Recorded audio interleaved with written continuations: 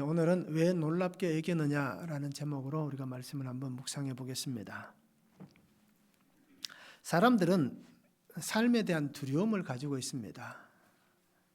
그래서 살아가는 삶에 두려움을 느끼는 이유가 분명히 있을 거예요. 왜 두려운지, 왜 삶이 두려운지 그 이유가 분명히 있습니다. 그래서 어린 시절의 두려움, 청년 시절에 또는 장년 시절에 또 노년 시절에 그 두려움이 다 다를 거예요. 그래서 시간이 흘러감에 따라서 삶에 대한 두려움은 각기 다를 겁니다. 그 느끼는 무게가 다르고 또 감당해야 될 무게가 다르기 때문에 그 시간마다 아마 두려운 것이 다 다를 겁니다. 그래서 우리가 돌아보면 그때 어떤 두려움이 나에게 있었는지를 한번 생각해 보시기 바랍니다. 지나갔던 시간들 속에 내가 무엇을 두려워했었는지, 그리고 그 두려움을 또 어떻게 극복했는지, 이것을 우리가 한번 생각해 보면 좋을 것 같습니다. 그리고 삶에 대한 두려움이 있었다면 또 앞으로 미래에 대한 두려움도 있을 거예요. 그렇잖아요? 앞으로 내게 주어질 시간이 얼마인지는 알 수 없지만 그 시간 안에 내가 살아가는 삶에 대한 또 새로운 두려움이 있습니다. 그래서 사람들은 익숙한 것은 아무 문제 없이 합니다. 한번 경험한 것은 쉽게 잘 할 수 있습니다. 그런데 처음 하는 것은 어떻습니까? 굉장히 걱정을 하고 염려를 하고 두려움을 참 많이 느낍니다. 저도 생각해 보니까요, 위내시경을 이제 건강검진을 받을 때 위내시경을 제일 처음 할 때, 그때는 아마 처음 해보신 분들, 경험해 보신 분들 아실 거예요. 엄청난 두려움이 있습니다. 혹시라도 그죠? 질병이 있으면 어떡할까 하는 그 두려움이 참 많았습니다. 그런데 이제는 어떻습니까? 몇 번을 하고 나면 그렇게 큰 두려움을 느끼지는 못합니다. 염려는 있을 수 있죠. 그죠? 지금까지 또 시간이 지나면서 또 혹시 이상이 있지는 않을까라는 염려는 있겠지만, 그러나 처음 건강검진을 받을 땐 그때와 같은 두려움은 아마 없을 거예요. 자, 이것은 두려운 것은 믿음이 없기 때문에 두려울까요? 그렇진 않을 거예요. 그죠? 믿음 있는 사람도 다 두려움을 느낍니다. 경험해 보지 못했기 때문입니다. 경험이라는 것이 참 우리에게 보면, 그래서 연륜이라는 표현을 쓰기도 합니다. 경험이라는 것이 얼마나 그에게 중요하고 지혜가 있는지를 분명히 보여줍니다. 그래서 솔로몬이 어떻게 합니까? 솔로몬의 아들 로보암이죠. 로보암이 어떻게 합니까? 아버지 솔로몬 때 있었던 신하들을 배척하고 자기와 함께 자라난 그 신하들의 말을 듣고 어떻게 합니까? 일생일대의 굉장한 실수를 하잖아요. 그것이 하나님에게서 나온 것이지만, 그러나 로보암도 그러나 큰 실수를 하게 됩니다. 경험이란 것이 그만큼 연륜이라는 것이 중요합니다. 그래서 오늘 우리가 살아가면서 또 살아오시면서 두려움이 있었다라고 해서 믿음이 없기 때문에 두려움을 느낀다라고 생각하지는 않습니다. 믿음 있는 사람들도 두려움을 느낍니다. 공포가 있습니다. 그런데 그것을 어떻게 우리는 극복해냈습니까? 주님이 나와 함께 하시기 때문에, 주의 말씀을 붙잡고 우리에게 주시는 그 말씀을 의지해서 우리는 그 두려움을 분명히 극복해냈을 것입니다.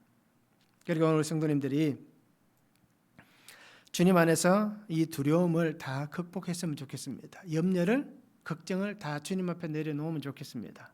그래서 두려움이 우리를 따라다니지만, 그러나 이 두려움이라는 멍에, 이 멍에를 예수님 앞에 다 내려놓고 그 멍에를 예수님이 지게 하시고 우리는 주님 주신 감사와 기쁨이 있는, 그리고 은혜가 있는 그러한 삶을 살아가는 성도가 되면 좋을 것 같습니다. 그래서 주님과 함께 걸어가는 길이 되시기 바랍니다. 주님과 함께 걸어가면 우리가 이런 염려들을 주께 드릴 수가 있습니다. 순간순간 찾아오는 이 수많은 생각들, 수많은 사건들, 수많은 일들을 그때그때 주님 앞에 드릴 수가 있습니다. 주님과 함께 동행하지 못하니까 그것을 내가 홀로 지고 가는 것입니다. 드릴 수 있는 곳이 없잖아요. 맡길 만한 곳이 없습니다. 그러기에 우리가 주님과 함께 이 길을 걸어가시면서 주님 앞에 이 모든 것을 다 내려놓으시기 바랍니다. 그러면 하나님께서 이 짐을 져 주실 것이고 우리의 멍에는 가볍게 해 주실 것입니다. 그래서 믿음이란 것이 무엇이겠습니까? 그냥 주님과 함께 묵묵히 걸어가는 겁니다. 이제 동행이란 것이 그런 거잖아요. 뭐 특별한 사건이 없어도, 특별한 이슈가 없어도, 또 특별하게 주고받는 대화가 없어도 어떻습니까? 그냥 묵묵히 걸어가는 겁니다. 이것이 믿음으로 사는 삶입니다. 에녹이 하나님과 동행했다라고 말씀하고 있지만 그 한 구절밖에 없습니다. 365년을 살았던 에녹의 삶을 그 한 구절로 다 설명하기란 쉽지 않은 삶인데 그냥 하나님과 동행했더라. 그 한마디로 다 끝이 났습니다. 그리고 오늘 성도님들도 주께 맡기고 그저 묵묵히 걸어가는 그러한 믿음의 삶이 되면 참 좋겠습니다. 말씀을 한번 보시기 바랍니다. 7 천사 중 하나가 요한에게 붉은빛 짐승을 탄 큰 엄녀를 보여줍니다. 그런데 이 엄녀는 어떻습니까? 화려한 옷을 입었습니다. 보석으로 치장을 했습니다. 그런데 음행에 더러운 것이 가득한 그 잔을 가지고 있습니다. 그리고 짐승은 어떻습니까? 오늘 권세를 가지고 하나님을 대적합니다. 그런데 어린 양과 함께 있는 자들이 이깁니다. 어린 양이 이기시고 그와 함께 있는 자들이 이깁니다. 그러면서 짐승은 엄녀를 미워하여 결국 어떻습니까? 이 엄녀를 망하게 한다라고 그렇게 말씀하고 있습니다. 그래서 왜 놀랍게 여기느냐라고 그렇게 말씀을 합니다. 첫 번째는 큰 엄녀입니다. 1절에서 6절에 말씀합니다. 또 7 대접을 가진 7 천사 중 하나가 와서 내게 말하여 이르되 이리로 오라. 많은 물 위에 앉은 큰 엄녀가 받을 심판을 내게 보이리라. 땅의 임금들도 그와 더불어 음행하였고 땅에 사는 자들도 그 음행의 포도주에 취하였다고 곧 성령으로 나를 데리고 광야로 가니라. 내가 보니 여자가 붉은빛 짐승을 탔는데 그 짐승의 몸에 하나님을 모독하는 이름들이 가득하고 7 머리와 10 뿔이 있으며 그 여자는 자줏빛과 붉은빛 옷을 입고 금과 보석과 진주로 꾸미고 손에 금잔을 가졌는데 가증한 물건과 그의 음행의 더러운 것들이 가득하더라. 그의 이마에 이름이 기록되었으니 비밀이라 큰 바벨론이라 땅의 음녀들과 가증한 것들의 음이라 하였더라. 또 내가 보매 이 여자가 성도들의 피와 예수의 증인들의 피에 취한지라 내가 그 여자를 보고 놀랍게 여기고 또 놀랍게 여기니라고 말씀합니다.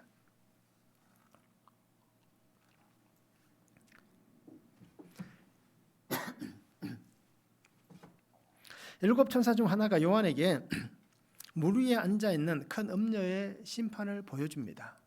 그래서 여기에서 음녀라고 하는 이 단어는 우리가 알듯이 매춘부라는 단어입니다. 그래서 또 우상 숭배하는 여인이라고 해석할 수도 있습니다.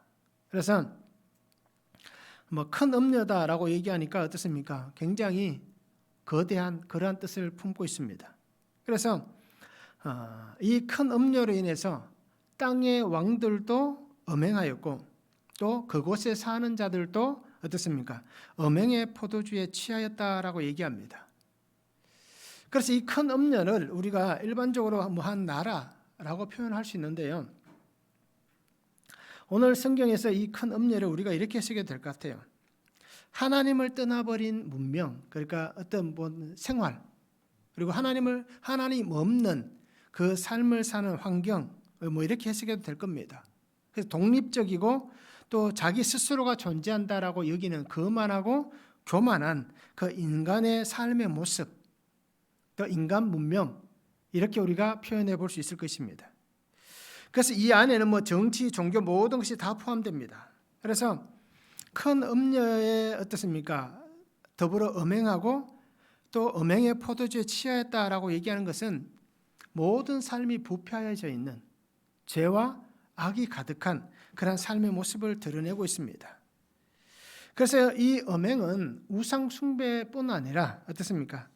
하나님께서 주신 삶의 모든 자리가 악이 가득하고 도덕적으로도 부정한, 부도덕한 모습이 가득 차 있는 그런 것을 가리킵니다.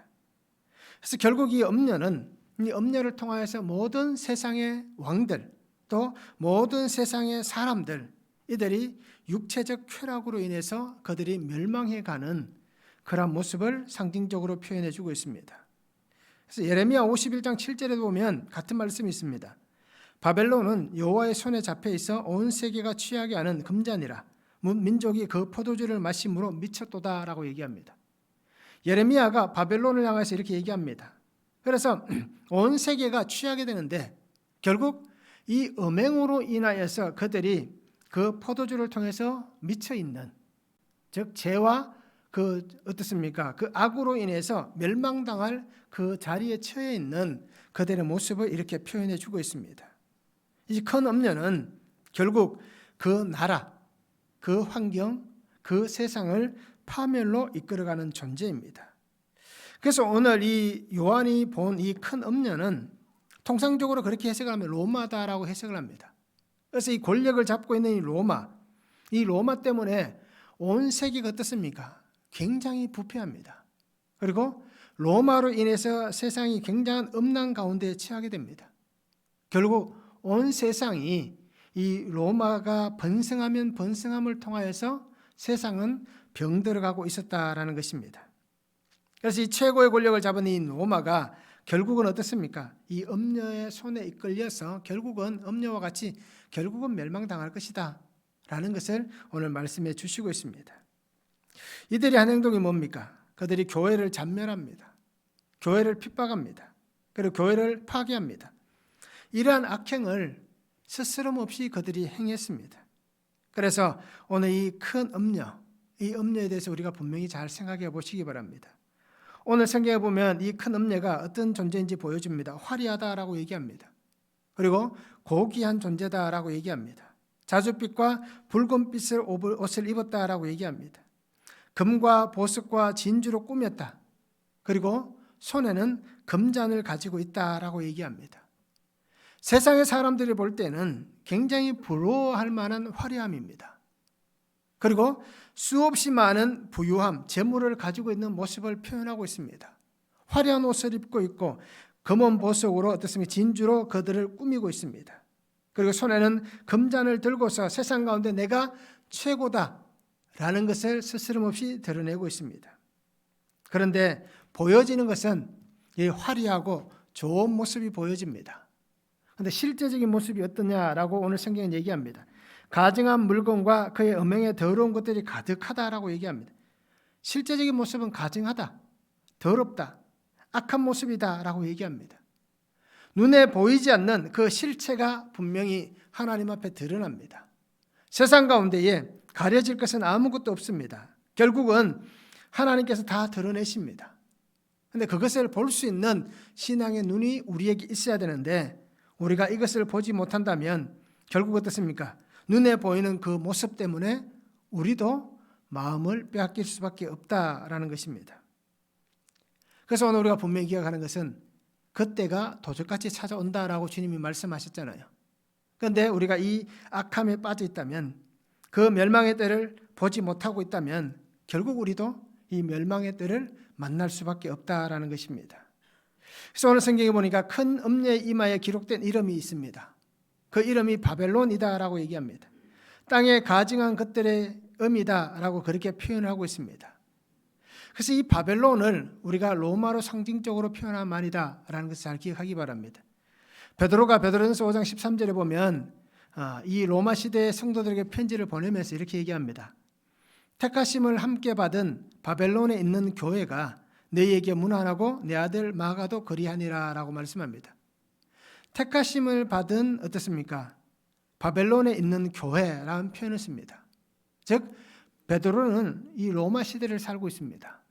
그래서 이 로마의 어떤 영향권 안에 있는 교회들에게 편지를 쓰면서 그 로마가 바로 이 바벨론이다 라는 표현을 이 베드로도 쓰고 있는 것입니다. 그래서 오늘 성경에 보니까 이 음녀가 성도들의 피와 예수의 증인들의 피에 취하였다라고 얘기합니다.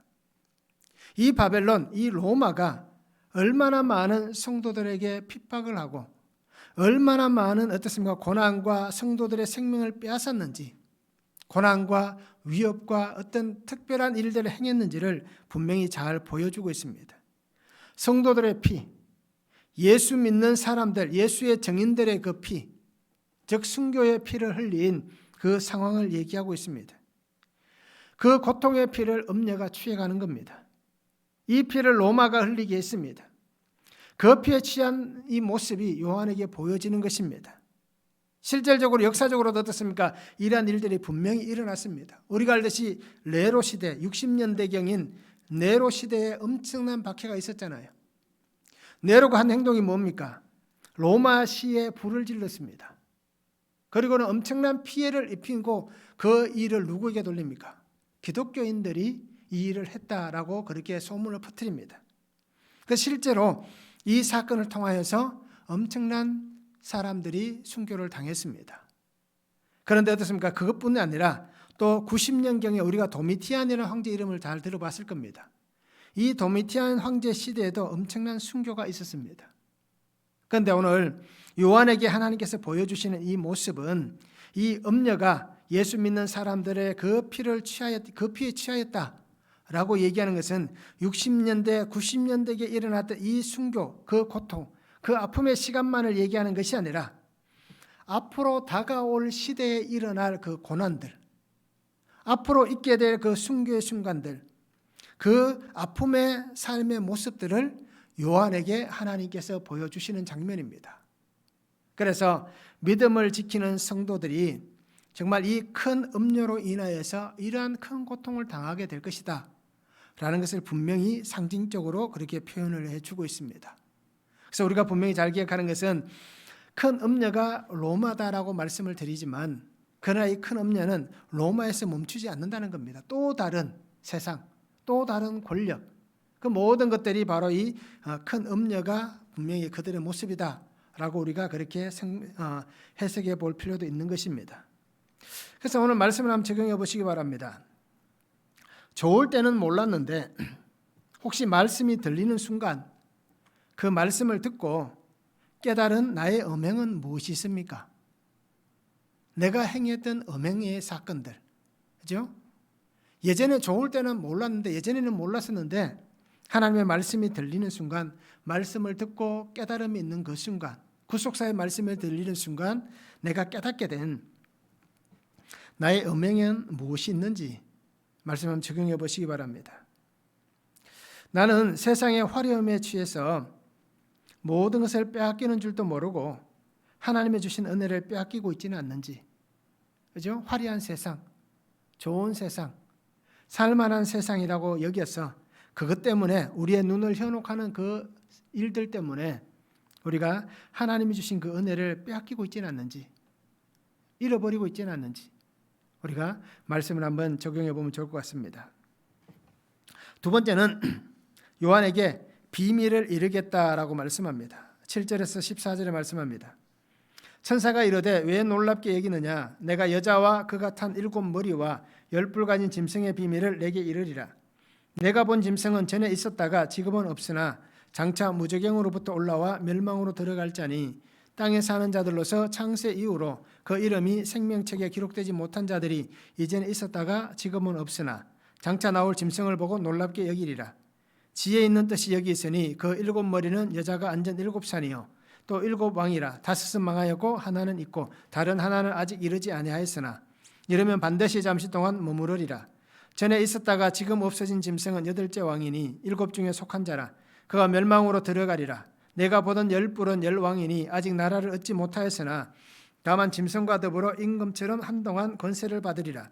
그들이 한 뜻을 가지고 자기의 능력과 권세를 짐승에게 주더라. 그들이 어린 양과 더불어 싸우려니와 어린 양은 만주의 주시오 만왕의 왕이시므로 그들을 이기실 터이요 또 그와 함께 있는 자들 곧 부르심을 받고 택하심을 받은 진실한 자들도 이기리로다 라고 말씀합니다.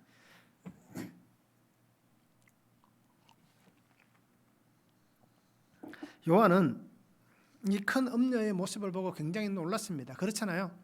이 일어날 사건들, 또 보여지는 사건들, 환상의 모습이지만 굉장히 놀라웠습니다. 그러니까 충격을 받은 겁니다. 그런데 천사가 요한에게 얘기합니다. 놀라지 말라라고 얘기합니다. 충격받지 말라라고 얘기합니다. 내게 이 음녀에 대해서, 이 짐승에 대해서 내가 비밀을 가르쳐 주겠다라고 이렇게 말씀을 하고 있습니다. 천사는 이 짐승을 분명히 보여주었습니다. 이 짐승은 어떤 존재입니까? 표현할 수 없는 악함과 고난의 핍박을 자행하는 자입니다.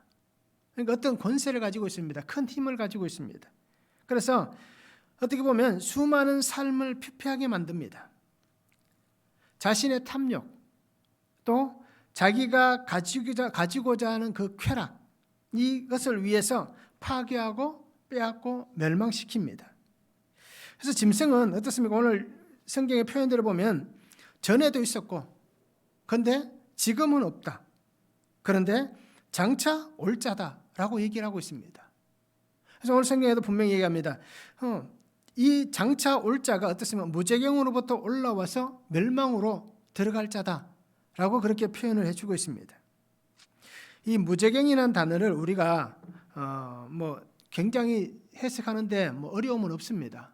그냥 끝이 없이 깊은 어떤 공간, 그렇게 해석할 수 있습니다.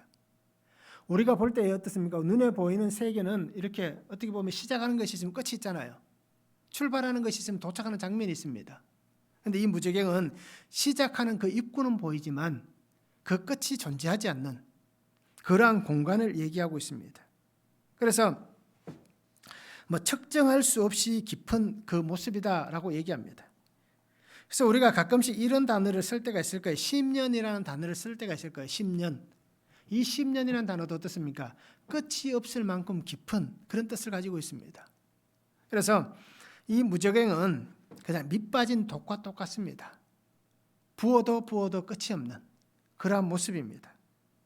결국 이 무저갱은 하나님을 떠난 악한 존재들이 갇힌 그 공간, 하나님께서 가두어둔 그 공간이다라고 그렇게 우리가 해석을 해볼 필요가 있습니다. 그래서 하나님께서는 이 짐승이 지금은 없으나 장차 무저갱으로부터 올라와서 멸망으로 들어갈 자다라고 얘기를 합니다. 그래서 이 짐승은 영원할 것 같은데 영원하지 않다라고 얘기하고 있습니다. 왜요? 끝이 있기 때문에.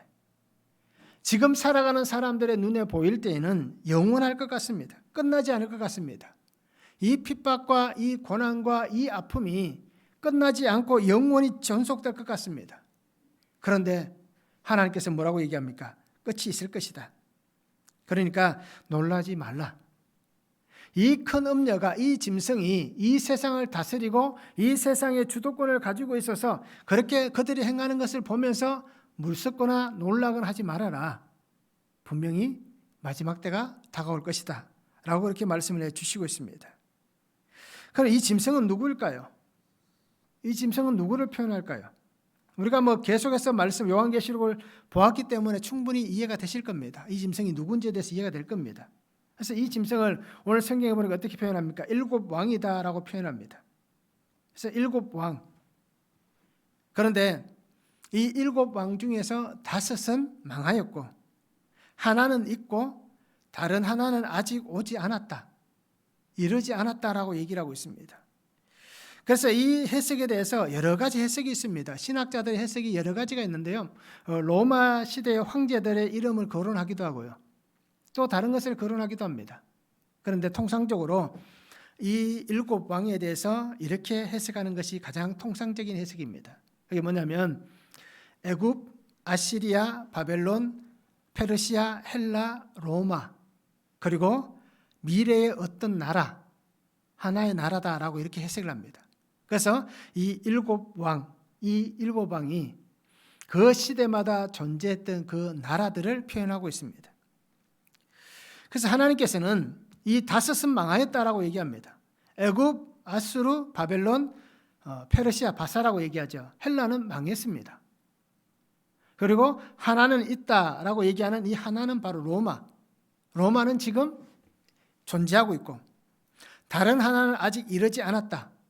이 나라가 어떤 나라가 될지는 알 수 없지만 그 나라는 미래의 나라다라고 보면 됩니다. 그래서 하나님을 대적하는 이 적그리스도의 나라가 올 것이다. 그래서 하나님을 대적한 이 모든 나라가 적그리스도였습니다. 그렇잖아요. 하나님을 대적하는 자가 다 적그리스도입니다. 그러기에 바로 이 7 왕 이들은 하나님을 대적하는 적그리스도의 나라였습니다. 그리고 다가올 그 하나의 나라, 이르지 않는 한 나라는 앞으로 있게 될 그것을 얘기하고 있습니다. 7개의 나라가 존재하는데 왕은 8명이 등장합니다. 7번째 나라에서 8번째 왕이 나타난다라고 얘기합니다. 그런데 오늘 성경에 보니까 이 8번째 왕은 어떤 왕입니까? 7명의 왕에게 있었던 자, 즉 지금까지 있었던 7왕 중에서 그 한 왕이 다시 8번째 왕으로 오게 된다라고 얘기를 하고 있습니다. 그래서 우리가 이 해석을 너무 어렵게 볼 필요는 없습니다. 7나라, 7왕, 그 중에 또 하나가 더 온다. 그런데 그 중에 죽었던 하나가 8번째 왕이 된다. 이것을 우리가 어렵게 생각할 필요가 없습니다. 그냥 하나님께서 다스리시는 나라 가운데에 이런 짐승의 권세를 가진 세상을 지배할 자가 있다라는 것을 생각하면 됩니다. 그런데 그는 어떻습니까? 하나님을 대적하는 자이고 적 그리스도의 나라이다. 그리고 그는 결국 어떤 일이 벌어지느냐? 하나님께서 그를 심판하실 것이다. 이것을 우리가 이해하면 충분히 이 문제가 풀어지는 것입니다.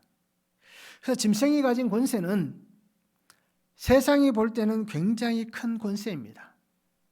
지금 세상을 지배하고 있잖아요. 특히 이 요한의 시대는 로마 시대입니다. 이 로마는 나라가 어떻습니까? 끊임없이 교회를, 성도를 핍박하고 박해를 합니다. 하나님을 대적합니다. 그러면서 자신들이 취하고자 하는 모든 것을 다 취합니다. 세상을 파멸로 이끌어갑니다. 그런데 이 시간들은 오래지 않아 끝이 납니다. 하나님께서 잠시 동안만, 하나님이 허락하시는 그 시간 동안만 그들이 세상을 움켜쥘 뿐입니다. 그 움켜짐의 시간은 멀지 않았다는 겁니다. 그래서 짐승은 어떻게 합니까? 자신의 힘을 모읍니다. 자기가 움켜쥐고 있는 그 시간 동안 힘을 모아서 세상의 모든 악을 가지고 하나님을 대적합니다. 그런데 어떤 일이 벌어집니까? 어린 양 예수 그리스도를 이기지 못한다라고 오늘 14절에 말씀하잖아요. 그들이 한 뜻을 가지고 자기의 능력과 건세를 짐승에게 주었습니다. 그래서 그 힘을 가지고 모든 힘을 끌어모아서 하나님을 대적하지만 어떤 일이 벌어집니까? 어린 양 예수 그리스도를 이기지 못합니다. 심지어는 예수님만 못 이기는 것이 아니라 예수님께서 부르신, 하나님이 부르신 그 하나님의 백성들조차도 이기지 못한다라고 얘기하고 있습니다. 그리고 우리가 사탄의 그러한 유혹이라든지 시험이라든지 우리 환경에 일어나는 수많은 일들을 통해서 우리가 어려움을 당할 때에 저는 항상 그렇게 했습니다. 주님이 이기셨기 때문에 나는 지지 않는다라고 늘 생각했습니다. 대장 되신 주님이 앞서가시면서 이미 승리를 취하셨으니까 그의 군사된 우리는 따라가면서 주님의 승리를 그냥 똑같이 취하면 되는 겁니다.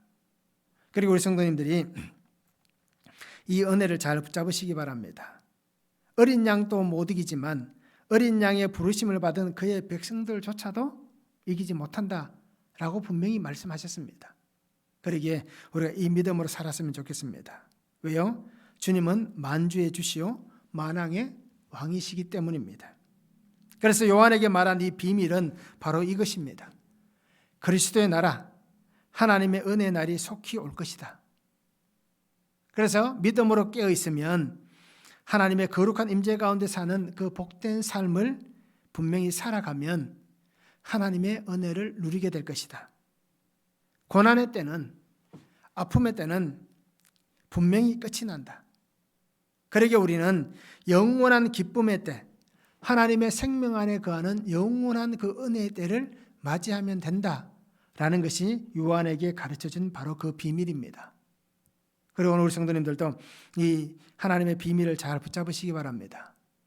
하나님께서 나를 영원한 은혜 가운데 세우시고 영원한 생명 가운데 나를 품어주신다. 이 은혜를 붙잡고 우리가 믿음으로 함께 담대히 살아가는 삶이 되면 참 좋겠습니다. 말씀을 한번 적용해 보시기 바랍니다. 나는 무엇으로 이기고 있습니까? 나는 무엇을 가지고 이깁니까? 이기기는 이기는 것 같은데 무엇을 가지고 이깁니까? 또 내가 이기고 싶은 것은 무엇이 있습니까? 무엇을 이기고 싶습니까? 내가 죄와 흠물과 악행 가운데 빠져 있다면, 늘 반복되어지는 습관 속에 빠져 있다면 내가 무엇을 이기고 싶은지 말씀을 한번 적용해 보시기 바랍니다. 어린 양의 이름으로 이긴다라고 말씀하셨습니다. 또 하나는 구원으로 인도하시는 아버지의 뜻 안에서 내가 지금 인내하며 잘 견뎌가고 있는지, 하나님의 그 구원, 그 은혜 안에서, 아버지의 뜻 안에서 내가 잘 견뎌가고 있는지, 인내하고 있는지 우리가 말씀을 한번 잘 적용해 보시기 바랍니다. 세 번째는 말씀이 이루어질 때까지라고 말씀하고 있습니다. 15절에서 18절까지 말씀합니다. 또 천사가 내게 말하되 내가 본 바 음녀가 앉아있는 물은 백성과 무리와 열국과 방언들이니라. 내가 본 바 이 열불과 짐승은 음녀를 미워하여 망하게 하고 벌거벗게 하고 그의 살을 먹고 불로 아주 사르리라. 이는 하나님이 자기 뜻대로 할 마음을 그들에게 주사 한 뜻을 이루게 하시고 그들의 나라를 그 짐승에게 주게 하시되 하나님의 말씀이 응하기까지 하심이라. 또 내가 본 그 여자는 땅의 왕들을 다스리는 큰 성이라 하더라 라고 말씀합니다. 천사가 보여주는 환상에 열불과 짐승이 음녀를 미워하여 그를 망하게 한다라고 얘기합니다. 결국 어떻습니까? 악은 스스로가 패망을 합니다. 시기와 질투를 통해서 그 안에서 서로가 어떻습니까? 서로가 서로를 시기함을 통하여서 결국은 무너질 수밖에 없습니다. 그래서 악은 스스로 분열해서 패배의 씨앗을 키워갑니다. 그러니까 어떻게 보면 결속한다는 것, 하나가 된다는 것 참 어렵습니다. 그래서 이 악은 결국은 모든 사람들이 시기함을 통하여서 무너질 수밖에 없습니다. 오늘 성경에 보니까 어떻습니까? 이렇게 얘기합니다. 큰 음녀가 어떻습니까? 결국 벌거벗게 된다라고 얘기합니다. 그리고 살을 먹는다라고 얘기합니다. 불로 태워진다라고 얘기를 하고 있습니다. 벌거벗긴다는 것은 결국 그가 가지고 있던 화려함, 그죠? 유혹할 만한 그 아름다움, 부유함, 이 모든 것이 벗겨지는 겁니다. 그래서 알몸이 되는 겁니다. 더 이상 그를 부유하게 해줄 것은 아무것도 없는 그러한 모습이 됩니다. 살을 먹는다는 것은 우리가 쉽게 생각하면 이세벨을 기억하시기 바랍니다. 이세벨이 말년에 어떻게 됩니까? 그 집에서 떨어져서, 궁전에서 떨어져서 어떻게 됩니까? 개들이 그 살을 먹었다라고 얘기합니다. 그래서 성경에 보면 분명히 그렇게 얘기합니다. 이가 이세벨인지 누가 말할 수 있을까라고 얘기할 만큼 흔적조차 사라집니다. 바로 그와 똑같은 것입니다. 그래서 짐승을 믿은 자들의 운명이 바로 이렇게 살을 먹히는, 아무것도 남지 않는, 결국 정말 추악하게 멸망당할 수밖에 없는 그러한 모습이 된다라고 얘기합니다. 또 불로 태운다는 것은 이 모든 것이 멸망당한다라고 얘기하고 있습니다. 레위기 21장 9절에 보면 바로 이 하나님께서 구약 시대에도 창녀들에 대한 징벌을 그렇게 하셨는데 불로 태운다라고 얘기하고 있습니다. 레위기 21장 9절에 보면 그렇게 분명히 밝히고 있습니다. 이렇듯 불로 태운다, 또 살을 먹힌다, 벌거벗긴다.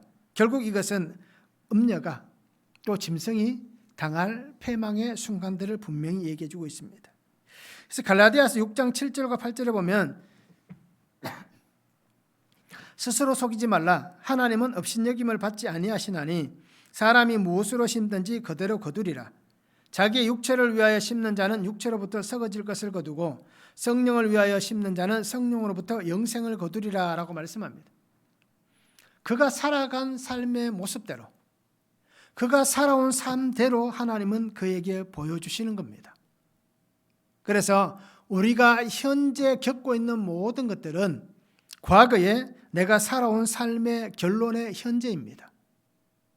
그렇기 때문에 지금 내가 겪고 있는 이 현재를 또 다른 미래인 내일의 현재가 반복하여 겪지 않기를 원한다면 지금 하나님 앞에서 돌이키고 바르게 하나님 앞에 돌아오는 것입니다.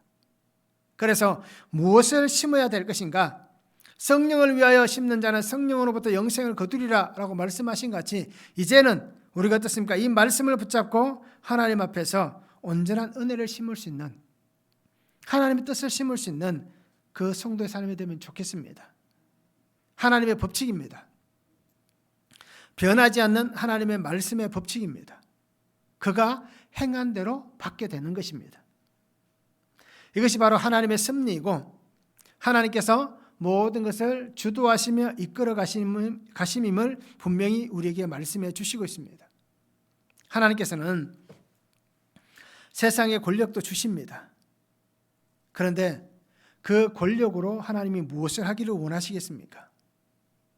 악행을 자행하는 자들에게는 이 권력이 잠시 동안만 그에게 주어질 것입니다. 하나님께서는 결국 모든 것을 하나님의 뜻하신 그 은혜 안에서 바르게 세워가실 뿐입니다.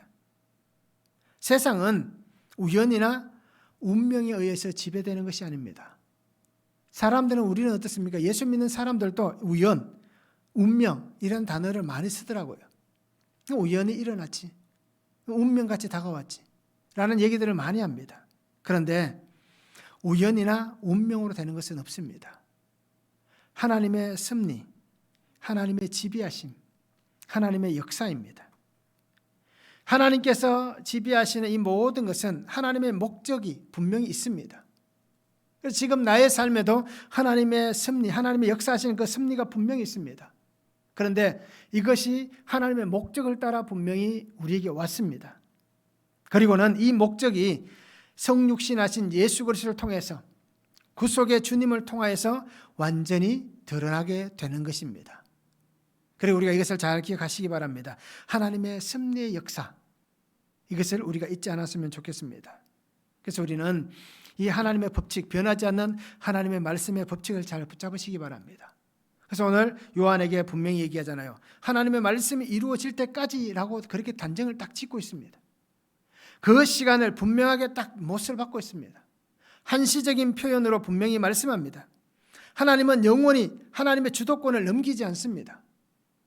잠시 그 주도권을 주실 수는 있지만, 잠시 그것을 풀어줄 수는 있지만, 잠시 그들에게 힘을 주어서 저들이 영향을 끼칠 수는 있지만, 그러나 하나님은 영원히 하나님의 손으로 그것을 모든 것을 하나님께서 컨트롤해 나가시는 것입니다. 하나님의 말씀 안에서 이루어 가실 그 은혜를 오늘 성도들은 기대했으면 좋겠습니다. 놀랍게 여기지 말고 하나님의 은혜를 기대하시기 바랍니다. 그래서 영원한 생명의 삶으로 나아가는 그런 복된 성도가 되면 참 좋겠습니다. 고린도전서 15장 58절 이렇게 말씀합니다. 그러므로 내 사랑하는 형제들아 견실하며 흔들리지 말고 항상 주의 일에 더욱 힘쓰는 자들이 되라. 이는 너희 수고가 주 안에서 헛되지 않은 줄 알미라 라고 말씀합니다. 주 안에서 견실할 수 있는 사람, 흔들리지 않는 사람, 그래서 항상 하나님의 일에 최선을 다해 힘을 쓸 수 있는 사람, 우리를 흔드는 세상이라 할지라도 우리는 흔들지 않아야 됩니다. 세상이 우리를 가만두지 않는다 할지라도 우리는 그 가운데 가만히 있어야 됩니다. 세상이 우리를 요동치게 한다 할지라도 우리는 그 요동치는 세상 가운데서도 변함없는 그 신앙으로 묵묵히 나의 자리를 지켜내야 됩니다. 그리고 오늘 우리 성도님들이 우리의 이 수고가 주님 안에서 헛되지 않게 하실 것입니다. 그리고 말씀을 붙잡고 늘 믿음 안에 우리가 복되게 살아가는 삶이 되면 참 좋겠습니다. 그래서 하나님의 말씀이 이루어질 때까지 라고 분명히 하나님 말씀합니다. 이것을 또 다르게 표현하면 하나님께서 내게 주신 사명이 끝날 때까지입니다. 우리가 이 땅에 영원히 사는 것 아니잖아요. 결국 우리도 하나님의 나라, 천국, 하나님이 약속하신 영원한 생명으로 들어갑니다. 언제 들어가겠습니까? 아무 때나 무조건 들어가는 것이 아니라 하나님이 내게 맡기신 사명이 끝나는 그날 우리가 하나님께로 나아갈 수가 있는 것입니다. 그러게 우리는 내게 주신 사명을 그저 최선을 다해 살아가시기 바랍니다. 한 달란트 받은 자같이 묻어두고 당신은 완고한 사람이라, 당신은 나쁜 사람이라, 당신은 너무하다라고 얘기하지 말고 주님이 주신 이 사명을 충성하고 헌신하고 최선을 다하여 아름답게 살아갈 수 있는 성도가 되면 좋겠습니다. 그래서 그날에 주님이 나를 인정하시고 나를 그 넓은 품에 분명히 안아주실 것입니다. 말씀을 한번 적용해 보시기 바랍니다. 나는 무엇을 심고 있습니까? 내가 심고 있는 것은 무엇입니까? 지금 일어나는 모든 일들이 내가 심은 결과라고 믿어지십니까? 지금 나의 현재 모든 환경이 결국 내가 심은 것입니다. 그런데 이것을 인정할 수 있는가라는 것입니다. 우리가 이것을 인정할 수 있는지, 그죠? 내 결과라고 믿어지는지 말씀을 한번 적용해 보시기 바랍니다. 아버지의 말씀이 나에게 이루어질 때까지 말씀을 붙잡기를 결단하십니까? 말씀이 이루어질 때까지 우리가 말씀을 붙잡기를 결단하시기 바랍니다. 그래서 주 안에서 함께 이 믿음으로 순종하며 걸어가는, 인내하며 걸어가는 귀한 성도가 되면 참 좋겠습니다. 삶을 구원의 관점으로 보시기 바랍니다. 삶을 다른 것으로 보지 말고 구원의 관점으로 보시기 바랍니다. 그러면 순간적인 것과 영원한 것을 분별할 수 있습니다. 우리가 삶을 구원의 관점으로 보지 못하니까, 구속사의 관점으로 삶을 보지 못하니까 순간적인 것, 영원한 것을 분별하지 못합니다. 그리고 오늘 성도님들은 이것을 잘 분별할 수 있는 성도가 되면 좋겠습니다. 그래서 순간적인 것에 속지 않기를 바랍니다. 잠시 일어나는 현상에 우리가 마음을 빼앗기지 않기를 바랍니다. 그래서 우리가 멸망의 자리에 앉는 인생이 아닙니다. 그렇죠? 순간적으로 일어나는 것에 마음을 빼앗기면 결국 우리는 멸망의 자리에 앉는데, 성도는 멸망의 자리에 앉는 인생이 되지 않습니다. 우리는 멸망의 인생이 아닙니다. 영원한 아버지의 말씀을 의지하고 그 말씀을 붙잡고 사는 인생들입니다. 그러기에 나의 주님 예수 그리스도, 그 예수 그리스도와 영원한 삶을 함께 승리하며 살아가는 귀한 성도가 되면 참 좋겠습니다. 그 길을 걸어갈 때에 환난이 올 수도 있고요, 핍박이 일어날 수도 있습니다. 세상의 권력을 가진 큰 음녀가, 짐승들이 우리에게 다가오기 때문입니다. 나를 휩쓸고 지나가는 환경이 분명히 있을 수도 있습니다. 그런데 그 속에서 우리는 주님, 나의 주님 예수 그리스도만을 온전히 신뢰하시기 바랍니다. 주님만을 신뢰하시기 바랍니다. 그리고 변하지 않으시는, 늘 같은 모습으로 나에게 다가오시는 그 주님을 꼭 붙잡으시기 바랍니다. 그래서 그 은혜를 붙잡고 믿음의 삶을 우리가 함께 살았으면 참 좋겠습니다. 약속의 때가 분명히 이루어질 겁니다.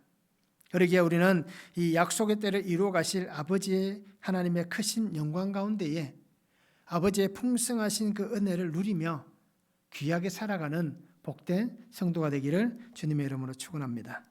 기도하겠습니다.